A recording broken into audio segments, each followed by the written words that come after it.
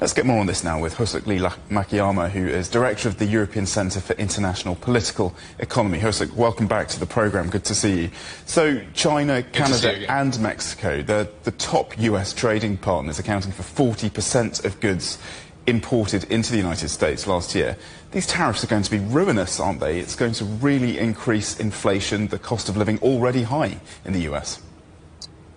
Well, that's absolutely true. The inflation year on year is still over 3%. But we need to remember one thing, which is that actually more than half of that inflation was actually caused by reckless spending by the Biden administration and the first Trump administration.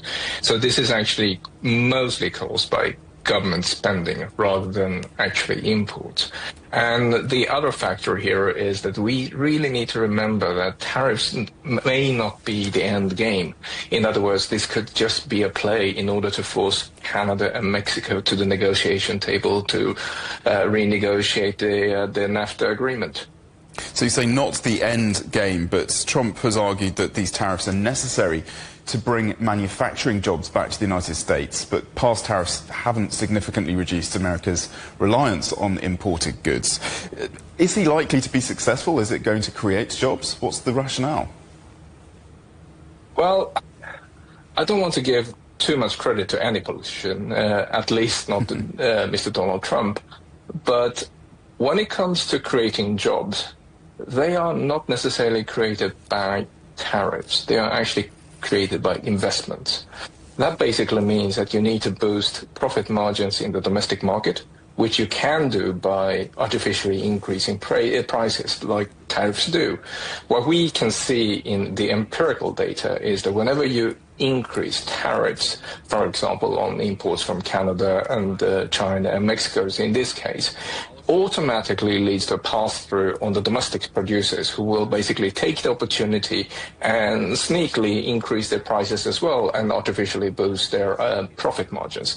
That could, in theory, create jobs, but what we are really looking at here is really not about tariffs, but it's about the assets that U.S. multinationals keep abroad.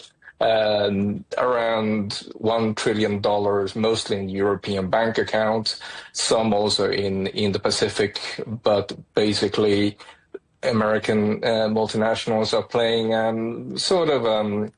I guess a chicken race with the Treasury and waiting and holding on bringing this money back to the United States that could potentially create jobs in the future. Okay, let's focus on China then now. So 10% tariff on Chinese imports. That is a lot lower than the 60% that Donald Trump had been warning in his election campaign. Do you see this as a sign of him softening on China, or could this just be an opening gambit to something much tougher? Well, there's a lot of rumors going on in my trade business, amongst fellow former trade negotiators and trade experts.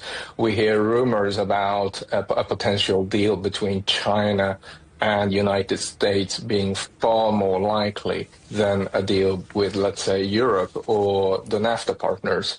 And that has a number of reasons, including the fact that there are more aligned interests between China and the Trump administration this time around, and also because Trump administration has less leverage, at least on the tariffs. The fact is that 90% of the imports from China are already tariffed on an average around 17–18%. And that basically means that these 10% on the remaining 10% is not going to have a major impact. There's nothing left to tariff. Always great to get your reflections. Thank you so much. Hosuk Lee-Makiyama, Director of the European Centre for International Political Economy.